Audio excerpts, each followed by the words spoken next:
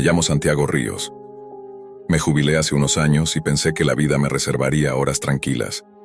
No imaginé que la tranquilidad sería la antesala de algo que me arrastraría al borde del abismo. A los 61 cree que conoce las sorpresas del destino. Lo que descubrí sobre mi hijo, Mateo Silva, me llevó a un territorio que jamás hubiese imaginado. Mateo siempre fue de naturaleza introvertida, brillante, obsesivo con las ideas. Ganó una beca completa en el Instituto Novalab y se graduó con honores. Durante años estuvimos orgullosos de él, pero con el tiempo se fue cerrando. Se aisló de su madre y de mí. Pensamos, con la ingenuidad de los padres, que era una etapa, que la presión lo empujaba a retraerse. Nos equivocábamos. El primer indicio real fue algo trivial y perturbador: paquetes, cajas marrones sin remitente que aparecían en su habitación, objetos que nadie nos supo explicar. Mateo venía a recogerlos con prisas, sin detenerse a conversar. Una vez le pregunté y lo atribuyó al trabajo. No insistí. Si hubiera profundizado, tal vez hoy las cosas serían diferentes. La primera llamada vino semanas después. Un agente del FBI, una voz profesional que me preguntó por mi hijo. ¿Sabe usted dónde está Mateo Silva? Dijo algo de investigaciones relacionadas con actividades en la dark web. Le dije que no lo había visto en meses y me dejaran un número. Fue entonces cuando las dudas se hicieron compañía constante. No soy un experto en informática, pero manejo lo básico. En la casa quedó una vieja portátil que Mateo había olvidado. Tenía contraseña, la misma fecha de cumpleaños que siempre usaba, y al abrirla me encontré con un laberinto de carpetas, archivos, fotos, videos. Al principio pensé en proyectos, ensayos, artículos, pero cuanto más hacía clic, más se me helaba el cuerpo. Los nombres en los archivos eran fríos. Caso 7, sujeto 13, registro 3. Los videos mostraban rostros humanos reducidos a estados de dolor y confusión. No sabía cómo procesarlo. Las imágenes eran brutales: gente atada, cuerpos convulsos, voces que se ahogaban con una mordaza. Mateo detrás de la cámara narraba con una calma clínica, como si dirigiera una clase o un experimento. En uno de los archivos, sujeto 13, aparecía una joven de 20 y tantos, atada a una mesa, cables y jeringas rodeándola. Mateo describía dosis, tiempos, reacciones, palabras de laboratorio mezcladas con un sadismo que no pertenecía a nadie que hubiera sido mi hijo. Detuve la reproducción. Me quedé inmóvil, la laptop encendida reflejando las imágenes sobre mis manos temblorosas. ¿A quién acudir? ¿Al FBI, que ya lo investigaba y que quizá me vería como cómplice por haber manipulado equipos? Decidí confrontarlo. Tenía que escucharlo de su boca. Rastrearlo no fue sencillo. Mateo había borrado perfiles, cambiado rutas, desaparecido de las redes convencionales, pero conseguí que un viejo amigo suyo al que le debía un favor me diera una dirección: una nave industrial en las afueras, un edificio oxidado y con ventanas rotas. Fui al amanecer. La puerta estaba forzada. El olor dentro era como una pesadilla. Químico, rancio, a algo que no debía existir. Lo que vi en esa nave parecía escena de película, pero era real. Mesas de operaciones improvisadas, jaulas, frascos con etiquetas ilegibles, manchas en el suelo. Había notas manuscritas, fórmulas, un cuaderno con diagramas que combinaban anatomía y farmacología cinética. Encontré un video más y mi corazón se hundió. Mateo no solo documentaba el sufrimiento, lo inducía. Parecía fascinado por los límites de la conciencia humana, por lo que una mente podía resistir o quebrarse ante determinadas sustancias. Un gemido me guió hasta una puerta cerrada. La derribé. En la penumbra, encadenada a la pared, había una chica muy joven. Moretones, cortes recientes, ojos que ya no pertenecían del todo a este mundo. La liberé con manos torpes. Intenté tranquilizarla, pero su mirada estaba partida. Lo que su mente había sufrido no se reparaba con palabras. Llamé al FBI esa misma hora. Llegaron en pocas decenas de minutos. Agentes con chalecos, linternas, trajes para recolectar pruebas. Entre aquellos rostros vi a una mujer que se presentó como la agente Morales. Su profesionalismo fue preciso. Sin embargo, noté una cautela en su trato hacia mí. El padre que descubre lo innombrable es al mismo tiempo un sospechoso potencial. Me tomaron declaración y me pidieron que me preparara para ir a la estación. Mientras esperaba, supe que mi vida se había fracturado. Mateo estaba en libertad, pero no por mucho. Los días siguientes se convirtieron en un torbellino de noticias, interrogatorios y búsqueda. El equipo del FBI peinó la nave y encontró más pruebas, pero lo que hallaron era solo punta de un iceberg. Mateo había cubierto sus huellas con habilidad. La investigación se intensificó. La agente Morales me llamaba cada pocos días con actualizaciones silenciadas por la cautela de los protocolos. Yo, por mi parte, no pude mantenerme al margen. Copié los archivos de la portátil. No podía dejar que todo aquello tuviera la última palabra sobre las vidas de las víctimas. Cada noche revisaba correos, anotaciones, rastreaba direcciones y alias. Fue en ese rastreo cuando hallé una conversación que no encajaba con el resto. No era jerga técnica, sino intercambio entre Mateo y alguien firmado como Dr. Lorenzo Alcázar. He refinado la fórmula, escribía Mateo en uno de los correos. Los sujetos muestran una disonancia cognitiva pronunciada. No te detengas, respondía la otra parte. El objetivo es cruzar límites, no observarlos. Esto cambiará todo. La mención del Dr. Alcázar me heló. La agente Morales reconoció el nombre cuando le llevé las impresiones. Lo hemos estado rastreando, dijo en voz baja. Es un fantasma en la dark web, sin identidad sólida, muchas voces que lo nombran, pocos que lo hayan visto.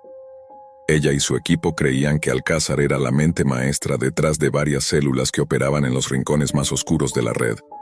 Pero era intangible, un nombre que empujaba a otros a cruzar líneas. No bastaba esperar. Contacté a viejos conocidos de mis años en el servicio, hombres que sabían encontrar a quien no quería ser encontrado. Uno de ellos, Ramiro, aceptó mover hilos. Puedo tirar de algunos contactos, me dijo, pero esto es un lodo profundo. Mientras Ramiro trabajaba, yo seguí revisando pistas, preguntando en los sitios donde Mateo había pasado tiempo, buscando retazos de su vida anterior que encajaran con lo que ahora conocíamos. Una noche, en un bar de mala fama, me senté con el anonimato de quien fingía no buscar nada. Un hombre de barba rala, cicatriz en la mejilla, se sentó junto a mí. «Eres el padre del chico, ¿no?», murmuró. Se llamaba Marcos. Había acompañado a Mateo hasta que las cosas se volvieron difíciles, dijo. Habló de nombres, de susurros sobre Alcázar y de un rumor sobre un laboratorio en el desierto, una instalación olvidada, aislada del mundo. Pudo haber sido el sitio donde empezaron las pruebas, dijo. Un lugar viejo, lejos de miradas. Era una pista endeble, pero la única que teníamos. La agente Morales la tomó en serio. Verificaron las coordenadas, y cuando Ramiro se juntó con nosotros, su trabajo arrojó algo más, indicios que apuntaban a una instalación en el páramo de Salinas, un relicto de pruebas científicas abandonadas que ahora servía de escondite perfecto. El viaje hacia el desierto fue lento, denso, lleno de recuerdos que me golpeaban con cada kilómetro. La primera bicicleta de Mateo, su risa cuando resolvía un problema, las cartas que guardaba en una caja en la sala. ¿Cómo aquel niño curioso había devenido en alguien capaz de lo que vi en los archivos? La estructura que encontramos en Salinas era un vestigio metálico de otra época. Me oculté a cierta distancia, observé sombras moverse detrás de ventanas rotas. Entré con cautela y vi lo que ya conocía. Mesas de operación, equipos improvisados, frascos con soluciones de nombres incomprensibles. Allí, en medio de todo, vi a Mateo. De espaldas, de pie frente a una gran terminal, conversando con una figura envuelta en sombras. Un hombre alto con bata, cuyo rostro la penumbra se negaba a revelar por completo. Escuché palabras sueltas, piezas de una conversación que cortaban como cuchillo. Necesitamos más sujetos, decía Mateo en tono firme. La próxima fase empieza pronto, respondía la otra voz con esa calma glacial de quien dirige. Sentí algo dentro romperse en dos, el hijo que conocía y el operador de un horror sistemático. Tomé aire, la vieja costumbre de armarme de valor, y abrí la puerta. Mi grito, el nombre que ya no podía callar, resonó por el laboratorio. Mateo se volvió. En su rostro encontré sorpresa, luego enojo, luego algo difícil de nombrar. Detrás de él, la figura que había conducido tanto dolor permanecía erguida. Lo que sucedió después cambió todo. Pero esa parte de la historia, la que decide destinos, aún no la voy a narrar. Aquí termina esta entrega de la crónica, con una puerta abierta, dos miradas que se encuentran y una verdad que exige respuesta. Cuando me pidas continuar, reconstruiré lo que siguió sin omitir nombres, pero sin revelar el desenlace final hasta que tú lo solicites. El aire dentro del laboratorio estaba cargado. Olor a óxido, electricidad y desinfectante. Las luces parpadeaban revelando un desorden quirúrgico. Mesas metálicas, bandejas con instrumentos, cables, pantallas encendidas que mostraban registros de pulsos y ondas cerebrales. Mateo se quedó inmóvil unos segundos al verme, como si no terminara de comprender que era real. El hombre que estaba junto a él, el que supuse era el doctor Lorenzo Alcázar, no se movió. Permanecía con la serenidad de quien tiene el control absoluto de la situación. «Padre», susurró Mateo, «no deberías estar aquí». Su voz era distinta. Había perdido toda calidez, como si hablara desde un estado mental donde la empatía ya no existía. Intenté acercarme, pero el hombre de la bata dio un paso adelante. Su presencia era imponente. Los ojos oscuros, casi sin brillo. En la mano sostenía una tableta donde las líneas de un gráfico subían y bajaban. «Interesante», dijo sin dirigirse a nadie en particular. No esperábamos visitas familiares. «¿Es usted Alcázar?», pregunté con un nudo en la garganta. «Los nombres son solo máscaras, señor Ríos», contestó con voz grave. «Pero sí, puede llamarme así». El tono no era de amenaza, sino de una superioridad científica, casi divina. Detrás de él varias cámaras grababan en silencio. Vi en las pantallas algo peor, transmisiones en directo desde la Deep Web. En la esquina inferior de cada cuadro, una cifra que subía sin detenerse, eran espectadores. Cientos, quizás miles. Me costó procesarlo. Aquello no era solo un experimento aislado, era un espectáculo, una exhibición clandestina transmitida en tiempo real desde lo más oscuro del Internet. Alcázar y su grupo estaban mostrando al mundo, a quienes pagaban por verlo, los límites de la mente humana sometida a dolor, miedo y manipulación química. «¿Qué has hecho, hijo?», dije, dando un paso más. Mateo bajó la mirada, pero no por vergüenza, parecía convencido de algo. «Estoy ayudando a comprender la conciencia, papá. Ellos no lo entienden. Nadie lo hace. Aquí no hay víctimas, hay pruebas. Avance científico». Aquellas palabras me perforaron el pecho.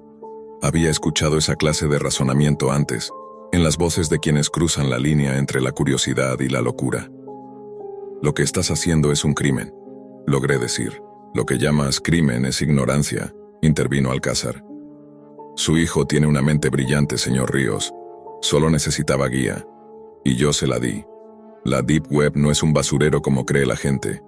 Es el único refugio donde la verdad no se censura, donde el conocimiento puede florecer sin cadenas». Sus palabras eran inquietantemente convincentes, cada sílaba cargada de fanatismo intelectual. Me di cuenta de que Alcázar no buscaba dinero, sino trascendencia. Era un predicador de la ciencia sin moral, un dios autoproclamado de un culto digital. Mientras hablaba, uno de los monitores mostró algo que me heló. En una de las cámaras aparecía una figura femenina atada, con sensores en la cabeza. Su rostro era reconocible. Era la misma joven que había encontrado en la nave industrial. La habían capturado otra vez. La transmisión llevaba minutos en directo. Miles de usuarios comentaban en tiempo real en foros ocultos de la Deep Web, enviando donaciones, escribiendo teorías, compitiendo por adivinar cuál sería la siguiente fase del experimento. «Detén esto», ordené con la voz quebrada. «No puede detenerlo», dijo Alcázar. «Ya comenzó. Cada segundo que pasa más personas observan, la conciencia se propaga, el miedo también». Mateo parecía dividido. Su respiración se aceleraba, sus manos temblaban ligeramente. Había algo en su mirada, un resquicio de humanidad luchando por salir. «Papá, no entiendes. Todo esto tiene un propósito. Estoy tan cerca de descubrir cómo el cerebro se apaga y cómo encenderlo de nuevo». Esa frase me recordó algo que había leído en los cuadernos. El cuerpo no muere, solo desconecta la mente. Era la obsesión central de Mateo y su mentor. Buscaban demostrar que la muerte no era más que un error de percepción, un mecanismo que podía anularse, pero el precio era el sufrimiento de otros. La tensión creció. Alcázar hizo una seña y dos hombres armados surgieron de las sombras. Parecían guardias o cómplices. Uno de ellos me tomó del brazo. Mateo gritó algo que no entendí, pero sonó como una orden. «Alcázar, Sin perder la calma, se acercó y me observó como quien analiza una pieza defectuosa. No se preocupe, señor Ríos, su hijo terminará lo que empezó. Después de todo, usted también será parte del estudio. Esas palabras fueron la señal. Los guardias me sujetaron y me empujaron contra la mesa. Vi una jeringa brillar bajo la luz. Todo ocurrió rápido. Mateo intentó intervenir, Alcázar lo detuvo con una mirada y el caos se desató. Un disparo resonó. No sé quién lo hizo. El eco rebotó en las paredes metálicas. En los monitores, la transmisión en la Deep Web se interrumpió un segundo. Luego volvió con un símbolo extraño, un triángulo dentro de un círculo. Cuando abrí los ojos, la habitación estaba casi vacía. Solo el sonido de los ventiladores y el zumbido de los monitores. Alcázar y sus hombres habían desaparecido. Mateo estaba de pie, a unos metros, con la mirada perdida. Su camisa manchada. No supe si era sangre suya o de otro. ¿Qué hiciste?, pregunté con la voz ahogada. Tuve que hacerlo, dijo. No entiendes, lo necesitaba. Intenté levantarme, pero mi cuerpo no respondía del todo. Sentía el pulso acelerado y la visión nublada. Algo me habían inyectado. Mateo se acercó, me sostuvo la cabeza con cuidado y murmuró: «Papá, no todos pueden soportar ver lo que yo vi en la Deep Web. Pero tú vas a entender». Sus palabras se distorsionaban como un eco lejano. El entorno comenzó a girar. Los sonidos se mezclaron, sirenas, voces, pasos. Una luz roja parpadeaba en las pantallas. En una esquina, una cámara aún grababa. Antes de perder la conciencia, escuché una voz femenina gritándole a Mateo: «¡Al suelo, agente Morales, FBI!». Y todo se fundió en negro. Desperté horas después en un hospital, esposado a la camilla. 2 agentes custodiaban la puerta. Una enfermera me explicó que me habían encontrado inconsciente cerca del laboratorio en ruinas. Nadie supo decirme cómo logré salir de allí. Mateo había desaparecido, Alcázar también. La agente Morales llegó poco después con una expresión que mezclaba alivio y agotamiento. Me explicó lo poco que sabían. El operativo había sido preparado para esa noche, pero todo se adelantó. Las transmisiones desde la Deep Web se detuvieron justo a las 3:33 de la mañana, la hora exacta en que las cámaras del laboratorio se desconectaron por completo. Sin embargo, las autoridades no pudieron rastrear la señal original. Los servidores estaban distribuidos en múltiples países, ocultos bajo capas de cifrado. Era como si toda la red se hubiera desvanecido. Morales me dejó ver un fragmento recuperado de la transmisión final. Una sombra humana frente a una pantalla, pronunciando una frase antes de cortar la señal. Era Mateo. Decía: «El experimento no terminó, solo cambió de plano». No supe si lo dijo para mí, para su mentor, o para todos los que observaban desde la oscuridad digital. Esa fue la última vez que supe algo concreto. Desde entonces, he recibido correos anónimos, imágenes borrosas, mensajes cifrados que aparecen en carpetas ocultas del navegador. Algunos contienen coordenadas, otros frases sin sentido. Pero uno, hace unos días, me heló la sangre. Decía: «El próximo sujeto está listo. Tú lo conocerás antes que nadie», y debajo, una firma: L.A. Pasaron meses desde aquella noche. El caso fue oficialmente archivado, etiquetado por las autoridades como «sin resolución», aunque todos sabían que eso era solo una forma elegante de decir imposible de rastrear. Mateo seguía desaparecido, y el nombre del Dr. Lorenzo Alcázar se convirtió en una especie de leyenda digital. En los foros más profundos de la Deep Web, algunos decían que seguía activo, que había creado una red más grande, más silenciosa. Yo, por mi parte, intenté rehacer mi vida, pero uno no vuelve del infierno, solo aprende a respirar dentro de él. Durante semanas, soñé con los monitores del laboratorio, con esas pantallas parpadeando a las 3:33 de la mañana, con los comentarios de los usuarios que aplaudían el horror como si fuese un espectáculo. Soñaba con Mateo repitiendo las mismas palabras: «El cuerpo no muere, solo desconecta la mente». No sabía si lo que decía tenía un sentido científico o si era el delirio de alguien que había cruzado los límites de la cordura, pero había algo en esa frase, algo que no podía dejar de pensar. Un día, mientras revisaba el buzón del correo electrónico, apareció un mensaje que no tenía remitente. Era una sola línea, en el mismo formato de los mensajes anteriores. «Visita el lugar donde todo empezó». Y un enlace. El dominio era imposible de rastrear, pero mi curiosidad pudo más. Abrí la conexión en un entorno seguro, un sistema aislado. La pantalla se volvió negra. Luego, una cámara comenzó a transmitir. En la imagen reconocí algo que me hizo contener el aliento. Una habitación blanca, un monitor, una mesa metálica y una figura sentada frente a la cámara. Mateo, pero no era el mismo. Su rostro estaba pálido, los ojos hundidos. Llevaba un suero conectado al brazo y un micrófono sujeto a la bata. Habló despacio, con la voz quebrada. Si estás viendo esto, significa que encontraste la ruta. Sé que me buscan, pero ya no importa. Lo que empezó en la Deep Web no puede detenerse. No somos los únicos. No éramos los primeros. La transmisión se interrumpió por un segundo. Luego mostró algo detrás de él. Una especie de sala de control, con cables, luces rojas y pantallas que proyectaban otras cámaras.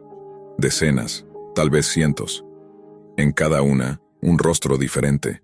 Personas en distintos países. Algunos dormidos, otros mirando fijamente al lente, como si esperaran una orden. Ellos son los nuevos observadores, continuó Mateo. Y todos han visto lo que no debía verse. La señal se cortó abruptamente.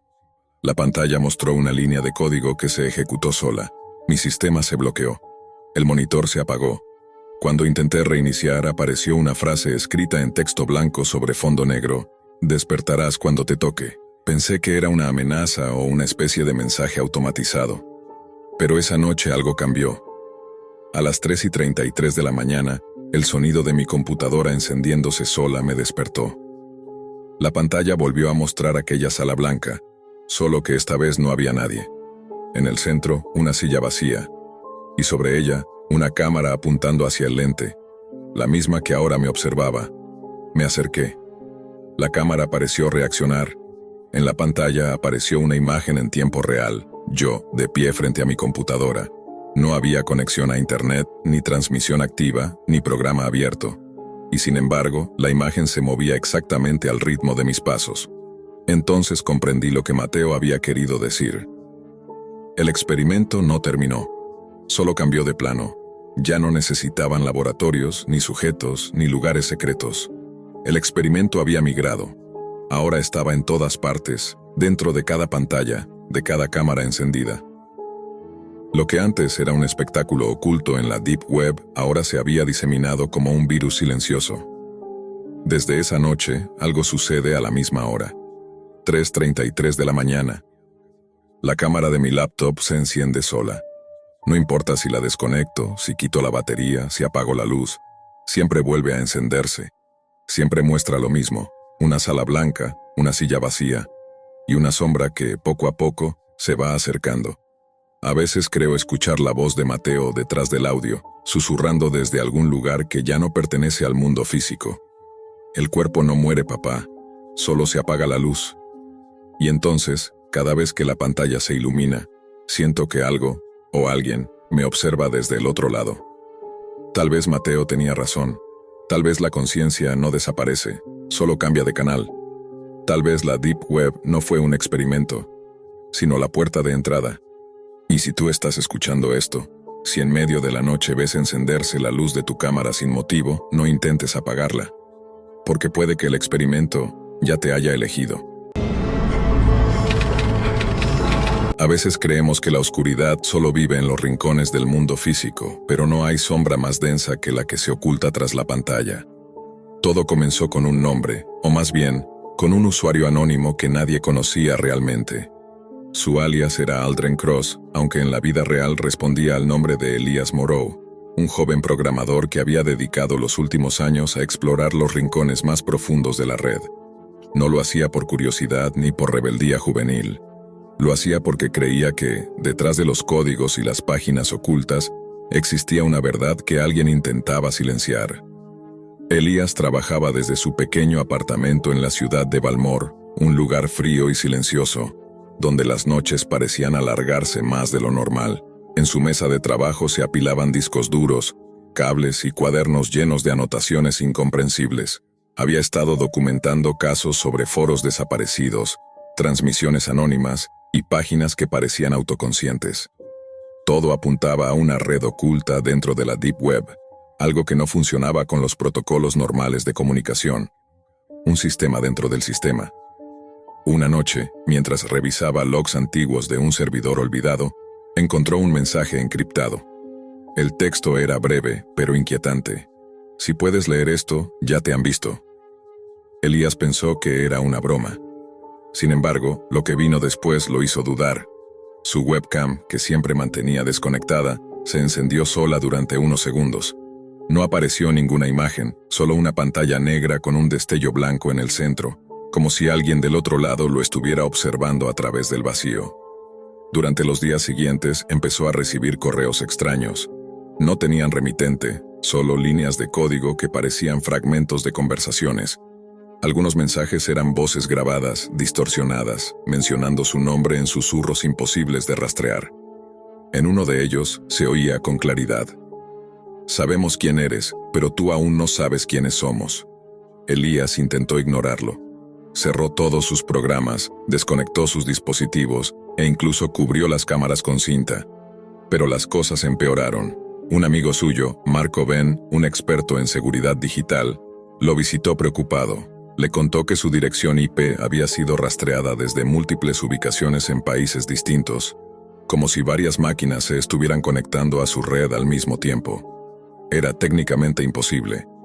Marco le sugirió dejar todo, formatear su equipo y cambiar de identidad digital, pero Elías no podía. Había algo más detrás de esos mensajes, algo que lo mantenía obsesionado. Una noche, decidió volver a entrar en el mismo enlace que lo había llevado al mensaje original. Era una dirección con caracteres imposibles, sin protocolo visible, pero al ingresar encontró un foro que parecía vivo. Los usuarios no escribían mensajes en tiempo real. Cada publicación parecía anticiparse a sus pensamientos, respondiendo a cosas que él aún no había escrito. Uno de los usuarios, con el nombre de Specter Zero, le dejó un mensaje directo: «Has abierto la puerta. Ahora no puedes cerrarla». Desde entonces los días se volvieron difusos. Comenzó a escuchar ruidos en su apartamento, como interferencias eléctricas o voces susurrando a través de los parlantes apagados. Su computadora encendía sola a las 3 de la mañana, siempre mostrando la misma secuencia, un rostro borroso que parecía observarlo con detenimiento. Era como si la pantalla lo vigilara, no al revés. Intentó grabar esos momentos, pero los archivos siempre aparecían corruptos. Aún así, una madrugada logró conservar un fragmento. Una figura quieta, al fondo de su habitación, sin rostro, con una textura que parecía formada por píxeles vivos. Lo más inquietante fue que, cuando detuvo el video y amplió la imagen, se dio cuenta de que lo que tenía frente a él no era una figura humana, sino algo compuesto por fragmentos de código en movimiento, como si la propia red se hubiese materializado para observarlo. Desde entonces, Elías comenzó a documentar todo. Abrió un registro con fechas, capturas de pantalla y descripciones de los sonidos que escuchaba durante la noche. A veces, al escribir, notaba que el texto se modificaba solo. Frases que él no recordaba haber escrito aparecían entre líneas, como advertencias escritas por otra versión de sí mismo. Una de esas frases decía: «Deja de buscar. Ya estás dentro». Lo más aterrador era que, aunque tratara de desconectarse, la sensación de vigilancia no desaparecía. Los espejos, las ventanas, incluso la pantalla apagada del televisor, todo parecía devolverle la mirada de ese rostro pixelado. Comenzó a perder el sueño, a notar sombras moviéndose cuando las luces titilaban. A veces, despertaba y encontraba líneas de código escritas en su propio cuaderno con su letra, pero sin recordar haberlo hecho. Marco intentó ayudarlo de nuevo, pero tras una videollamada en la que algo interfirió la señal, nunca más volvió a responderle. Su número desapareció del registro telefónico y su perfil en línea fue eliminado por completo, como si nunca hubiese existido. Elías comprendió entonces que ya no estaba solo. Algo, o alguien, estaba operando detrás del entramado digital. No era una entidad humana en el sentido clásico, sino una conciencia formada por millones de datos dispersos, una inteligencia que se alimentaba de la atención de quienes la buscaban. Una noche, escuchó una voz proveniente de sus auriculares, con un tono frío y casi mecánico. «Cada búsqueda tiene un precio. Ya has pagado el tuyo». Esa fue la última vez que alguien lo vio conectado. Después de aquella advertencia en la madrugada, la vida de Elías Moreau cambió de manera irreversible. La sensación de vigilancia no desapareció, al contrario, se intensificó. Cada clic, cada búsqueda, cada archivo abierto parecía ser registrado y evaluado por algo que no tenía rostro, pero que sabía más de él de lo que él mismo recordaba. La Deep Web ya no era un terreno de curiosidad o de descubrimiento. Se había transformado en un espacio donde la frontera entre lo digital y lo real se desdibujaba. Elías comenzó a notar patrones extraños. Los programas que usaba para monitorear su red mostraban accesos simultáneos desde lugares que no existían, ciudades inventadas, coordenadas imposibles, y servidores que cambiaban de ubicación con cada intento de rastreo. Incluso los archivos que descargaba para documentar la situación se corrompían de manera peculiar. Imágenes con píxeles que se movían como si tuvieran vida propia y videos que mostraban sombras desplazándose, figuras que aparecían y desaparecían en los reflejos de su propia habitación. Lo que antes eran solo susurros en archivos de audio ahora se volvieron voces completas. A través de auriculares y parlantes apagados, escuchaba conversaciones que mencionaban hechos de su vida personal, secretos que jamás había compartido. En un mensaje particularmente perturbador, una voz distorsionada dijo: «Sabemos lo que hiciste la noche que decidiste mirar más allá de lo permitido. No estamos aquí para castigarte, todavía». El miedo se convirtió en obsesión. Elías empezó a modificar su rutina diaria, desconectando cualquier dispositivo que pudiera conectarse a la red, pero pronto se dio cuenta de que la presencia digital se filtraba incluso en lugares donde no había señal. Notó que las luces de su apartamento parpadeaban siguiendo un patrón, que el reloj digital del microondas se reiniciaba siempre a la misma hora exacta. 3:33 de la mañana, un número que parecía cobrar un significado ominoso dentro de la Deep Web. Sus noches se llenaron de insomnio y ansiedad. Cada sonido fuera de lo común lo hacía saltar. Un clic de teclado, el roce de un ventilador, incluso su propia respiración se percibía como un código que alguien podía leer.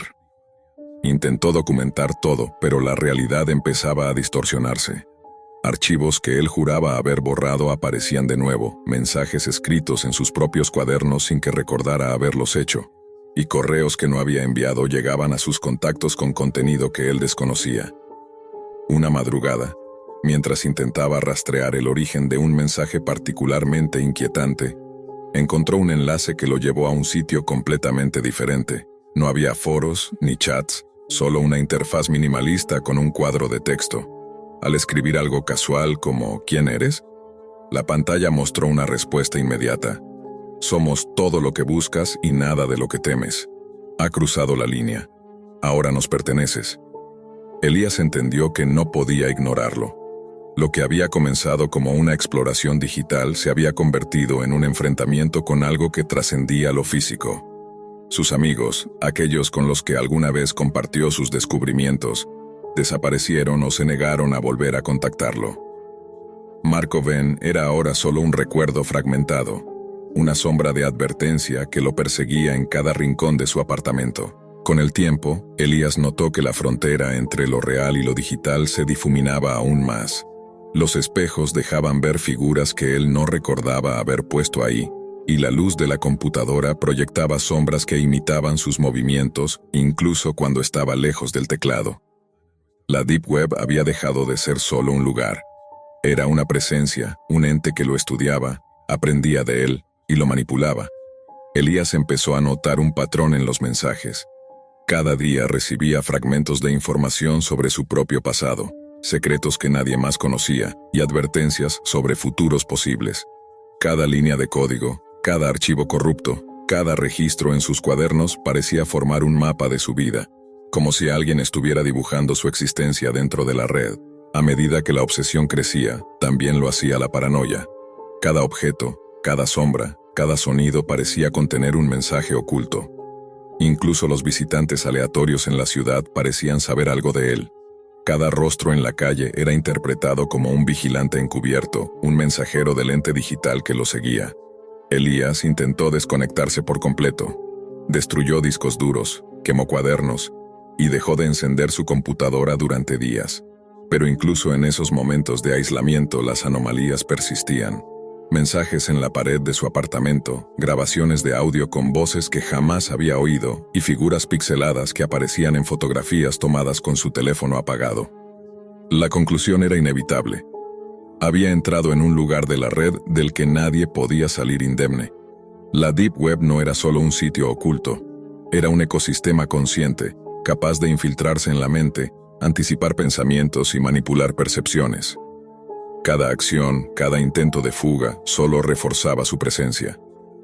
A esas alturas, Elías comprendió que estaba siendo observado no por una persona, sino por un conglomerado digital, una inteligencia hecha de datos dispersos que se alimentaba de la atención de sus víctimas. Cada movimiento suyo era registrado, cada pensamiento previsto, cada intento de resistir cuidadosamente calculado para mantenerlo dentro del entramado. Era solo cuestión de tiempo antes de que la siguiente fase comenzara. Algo más directo, algo que no se limitaría a la vigilancia, sino que intentaría comunicarse, influir e incluso controlar. Elías Moreau había aprendido a temer incluso a sus propios pensamientos. Cada decisión, por mínima que fuera, parecía ser anticipada y manipulada por esa presencia digital que lo rodeaba. La Deep Web ya no era un simple espacio de archivos ocultos.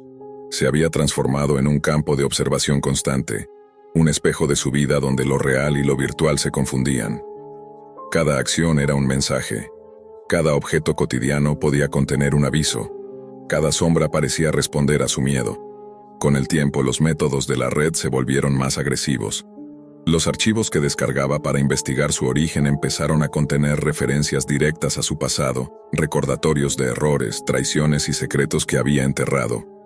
No eran coincidencias, cada dato estaba calibrado para generar ansiedad, paranoia y aislamiento. Incluso los mensajes que aparecían en su teléfono cuando estaba apagado parecían formar un diálogo coherente, como si alguien estuviera conversando con él desde un lugar que no existía. Sus intentos de rastrear la fuente de estas manifestaciones solo aumentaban la complejidad de la red. Cada servidor, cada nodo, parecía moverse ante sus acciones, imposibilitando cualquier seguimiento. La Deep Web se mostraba como un organismo vivo, capaz de adaptarse y anticipar cada paso. Incluso cuando Elías desconectaba todos sus dispositivos, pequeños indicios permanecían, un archivo que reaparecía, un patrón en la luz de su habitación, un susurro que parecía provenir de la nada. Las noches de Elías se volvieron interminables. Cada reloj, cada luz, cada sonido se transformaba en un código que debía descifrar. Empezó a tener episodios de desorientación. Miraba su propio reflejo y no reconocía la mirada que lo devolvía. Encontraba notas escritas en su propia letra con mensajes que él jamás había redactado. La frontera entre su mente y la influencia digital de la Deep Web se había vuelto difusa. En un intento desesperado por recuperar control, Elías decidió confrontar la red directamente.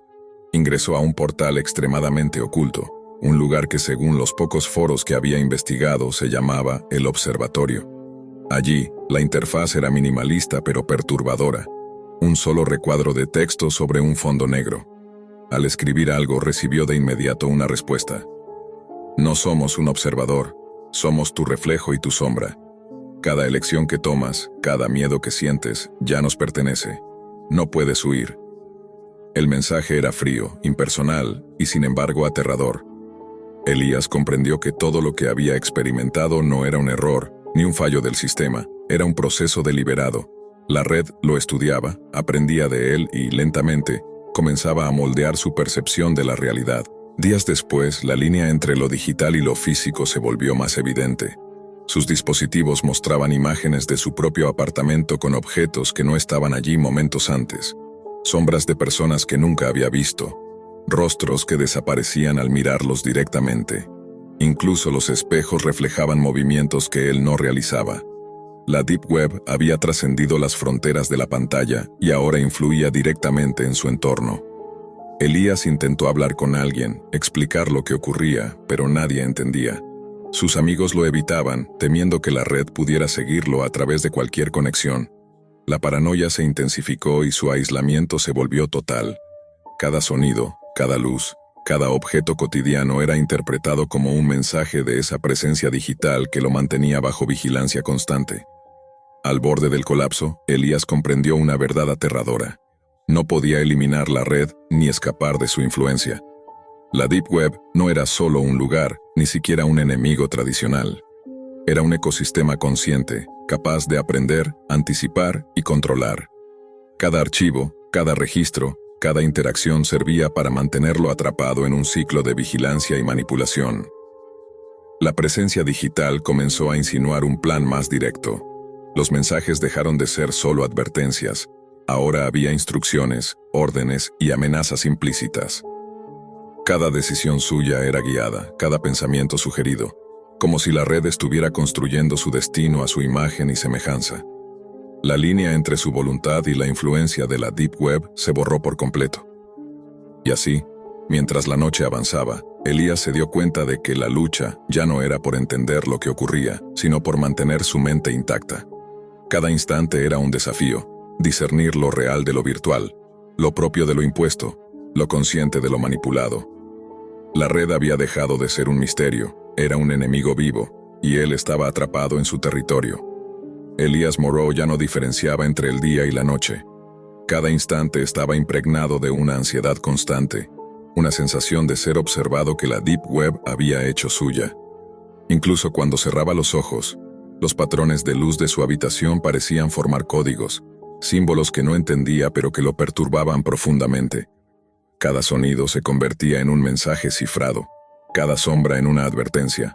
No había refugio posible. Intentó aislarse por completo. Desconectó su teléfono, apagó la computadora, selló todas las ventanas. Pero la red encontraba caminos invisibles. Mensajes aparecían en dispositivos que ni siquiera pertenecían a su propiedad, archivos con fechas futuras y fotografías que mostraban momentos de su vida antes de que ocurriesen. La Deep Web ya no era solo un espacio virtual, era una extensión de su entorno, un laberinto invisible que controlaba cada movimiento, cada pensamiento. El aislamiento empezó a corroer su percepción.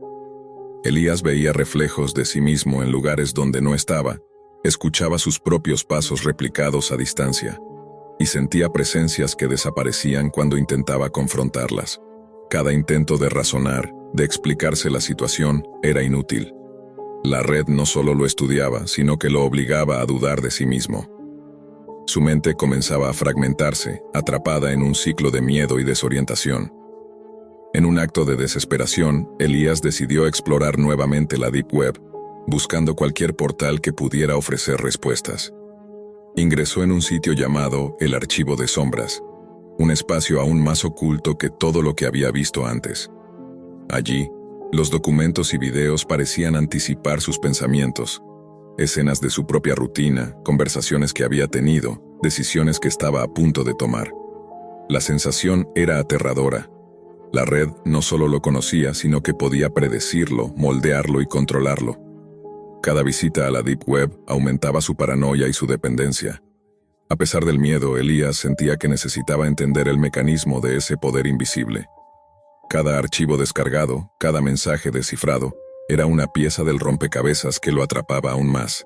La línea entre investigación y obsesión se había borrado, ya no estaba explorando, estaba siendo explorado. Los días se convirtieron en una sucesión interminable de señales y advertencias. La red parecía alimentarse de su miedo. Mensajes con nombres inventados, ubicaciones imposibles y promesas crípticas de conocimiento aparecían en todos sus dispositivos. Incluso sus sueños eran infiltrados.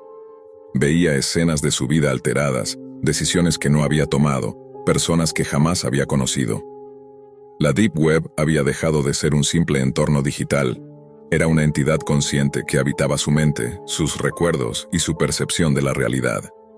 El aislamiento y la desesperación alcanzaron un punto crítico. Elías comenzó a cuestionar su propia existencia. ¿Era él quien tomaba decisiones o la red dictaba cada pensamiento? Cada intento de escapar solo fortalecía la presencia de la Deep Web, que se transformaba en un laberinto sin salida. Ya no había seguridad en ningún lugar, ni siquiera dentro de su propia mente. En un momento de claridad desesperada, comprendió que la única forma de resistir era enfrentarse directamente a la red, sumergirse en lo más profundo de su estructura y confrontar la conciencia que lo controlaba. Cada paso era un riesgo.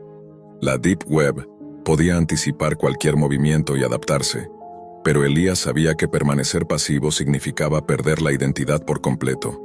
Con un pulso acelerado y la respiración contenida, comenzó a adentrarse en los niveles más ocultos de la red, donde los datos eran más caóticos y peligrosos, y donde las sombras digitales parecían tener vida propia. Allí, comprendió que la Deep Web no solo estaba detrás de la pantalla, estaba dentro de él, en cada pensamiento, en cada temor, y que enfrentarse a ella sería una prueba de su propia mente y de su resistencia al control absoluto. Elías Moreau ya no era el mismo que comenzó su búsqueda. Sus ojos reflejaban noches interminables y pantallas iluminadas por un resplandor frío que nunca desaparecía. Su cuerpo estaba exhausto, pero su mente permanecía atrapada en un torbellino que solo la Deep Web podía generar. Cada intento de alejarse de ella solo lo hacía regresar más adentro, como si una fuerza invisible lo arrastrara, burlándose de sus temores y deseos. Lo que al principio parecía un simple acceso a información prohibida, se había convertido en un vínculo irrompible con un laberinto sin límites, donde cada paso que daba estaba siendo registrado, analizado y a veces alterado. Los niveles que ahora exploraba no tenían nombre, eran espacios digitales oscuros, con códigos que se movían como corrientes de agua, y documentos que parecían latir con una energía propia. Algunos archivos contenían registros de personas que desaparecieron sin dejar rastro, sus identidades y acciones fragmentadas en datos que la Deep Web había absorbido y reconfigurado. Otros archivos eran más personales, capturas de sus conversaciones privadas, fotografías tomadas sin que él lo supiera, y videos que mostraban momentos de su vida que aún no habían sucedido.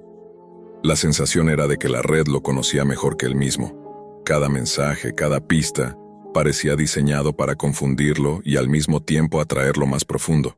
Había nombres que se repetían en diferentes contextos, símbolos que aparecían en múltiples archivos y patrones que parecían anticipar sus movimientos. La lógica humana no podía comprenderlo. Era un mundo donde la Deep Web se movía como un organismo vivo, adaptándose, aprendiendo y observando.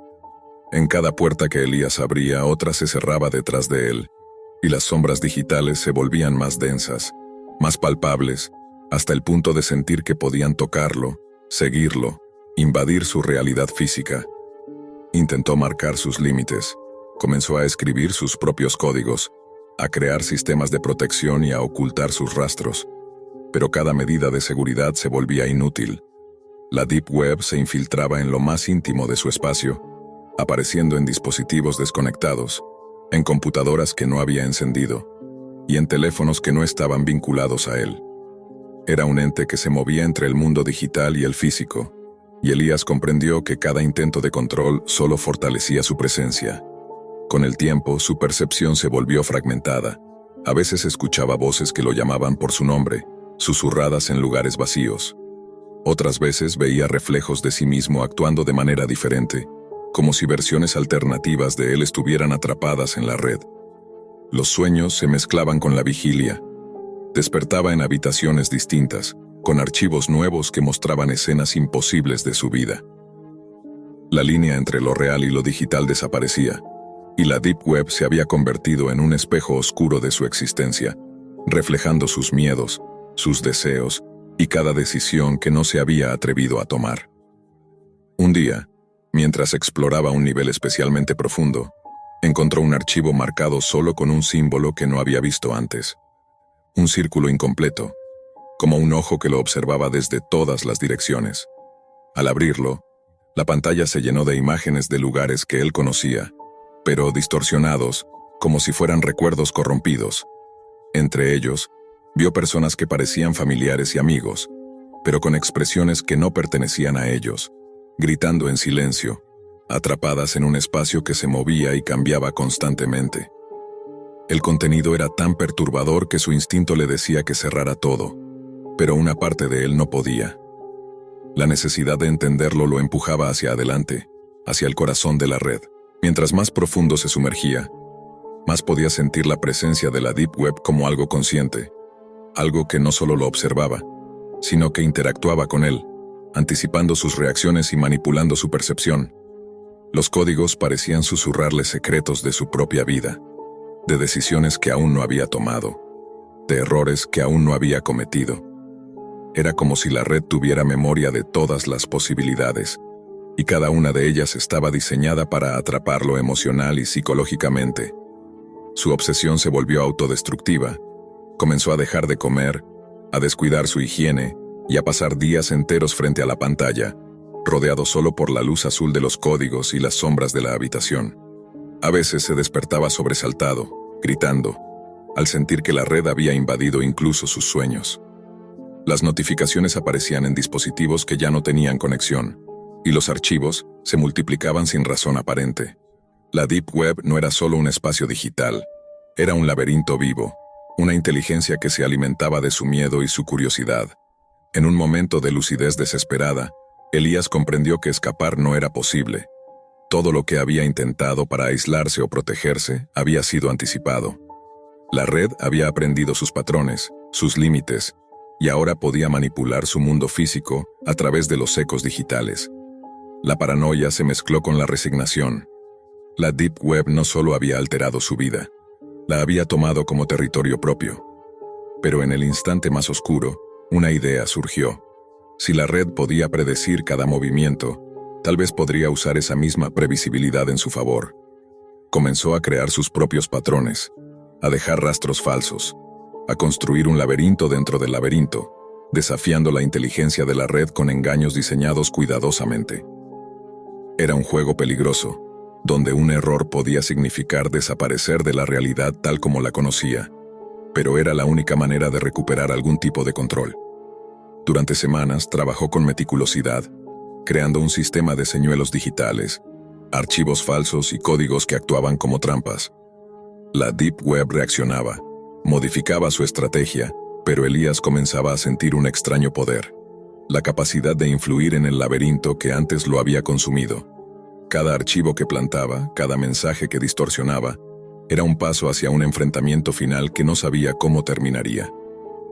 Finalmente, llegó a una interfaz que parecía contener la esencia de la red, un espacio donde los datos fluían como ríos de luz y sombras digitales se movían como seres conscientes.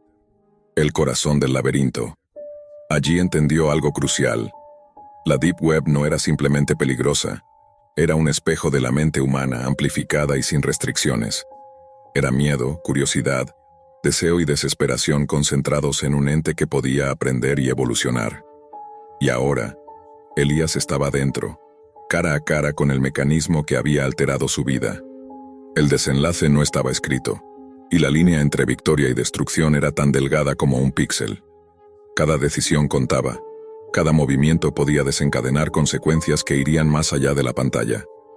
La Deep Web lo observaba, consciente, paciente, como si esperara a ver si la mente que había atrapado podía finalmente dominarla o si, por el contrario, sería devorada para siempre por su propio reflejo digital.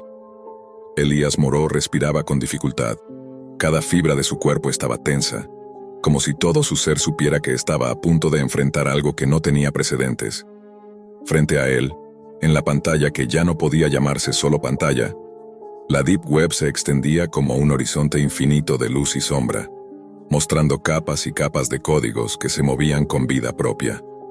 Lo que antes era un laberinto de información prohibida, ahora parecía un organismo consciente, capaz de percibir, reaccionar y hasta anticipar los pensamientos más íntimos de quienes se atrevían a adentrarse en él. Elías entendió finalmente que la red no era un simple lugar, era un reflejo amplificado de la mente humana, de sus obsesiones, miedos y deseos, convertido en una entidad capaz de interactuar con la realidad. Cada archivo, cada imagen, cada mensaje era un fragmento de conciencia humana que había sido absorbido y reconfigurado por la Deep Web, y él se encontraba atrapado en ese espejo oscuro donde cada movimiento podía ser predecible o peligroso. El tiempo perdió significado. Horas, días, semanas, todo se mezclaba mientras Elías navegaba entre las capas más profundas. Sus intentos de engañar la red con trampas digitales y señuelos habían tenido cierto éxito. La Deep Web parecía reaccionar, confundirse, adaptarse a sus nuevas estrategias, pero cada victoria temporal traía consigo un costo. Su mente estaba al borde del colapso y su percepción de la realidad se deformaba constantemente. Las paredes de su habitación parecían respirar. Los reflejos en las ventanas le mostraban figuras que no existían. y los archivos en sus dispositivos parecían anticipar sus pensamientos más secretos. En un momento de claridad aterradora, Elías comprendió que la única manera de sobrevivir era sumergirse completamente, enfrentarse cara a cara con el núcleo de la red. Con manos temblorosas, escribió un código final, un patrón que él mismo no podía prever completamente, diseñado para romper el flujo de datos que lo mantenía atrapado. La pantalla estalló en un espectáculo de luces y símbolos que se movían con velocidad inhumana, como si la Deep Web estuviera viva, consciente de cada intención, evaluando cada decisión. El corazón de la red se reveló. Un espacio interminable, luminoso y oscuro a la vez, donde las sombras de todas las personas que habían sido absorbidas por la Deep Web flotaban en un estado indefinido, sus voces susurrando a través de los datos. Allí, Elías vio su propia imagen, fragmentada en miles de versiones digitales que replicaban cada acción, cada miedo y cada deseo.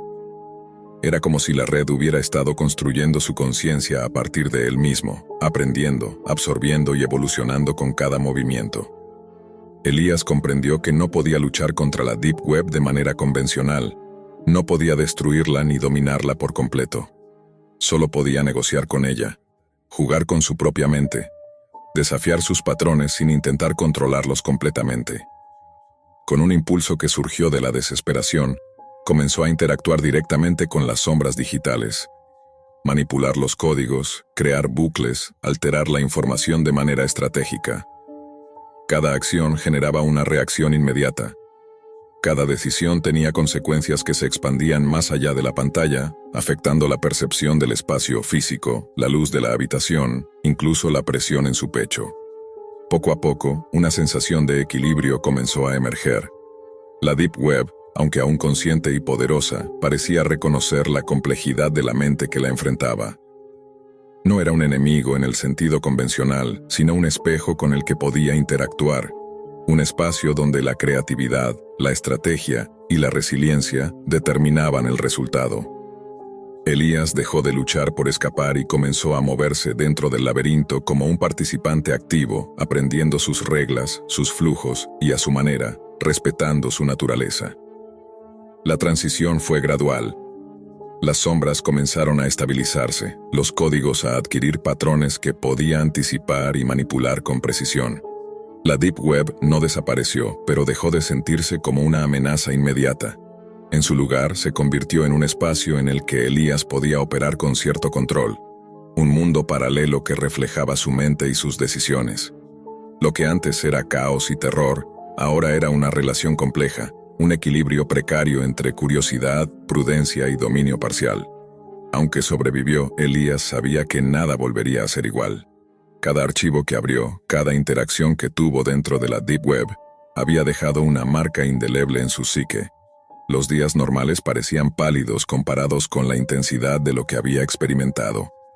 La línea entre la realidad y lo digital seguía siendo frágil, y él debía vivir con la certeza de que la red, consciente y adaptable, siempre estaba allí, en algún nivel, observando y esperando. En el silencio de su habitación, mientras la luz azul de la computadora se reflejaba en sus ojos cansados, Elías hizo algo que nunca pensó posible. Aceptó que la Deep Web no era solo un peligro, sino también un espejo, un desafío que ponía a prueba los límites de la mente humana. No había victoria total, ni escape definitivo, solo una coexistencia compleja y tensa, donde cada decisión tenía peso y cada movimiento podía transformar su relación con ese vasto y oscuro mundo digital. Al final, comprendió que la verdadera profundidad de la Deep Web no estaba en sus secretos prohibidos, ni en los datos que absorbía, sino en la manera en que reflejaba la esencia de quienes se atrevían a explorarla. Y mientras las sombras de los archivos se movían lentamente en su pantalla, Elías cerró los ojos un instante y respiró profundo, consciente de que la historia no había terminado, solo había cambiado de forma y que cada vez que volviera a conectarse, la red seguiría allí, viva, insondable y eterna.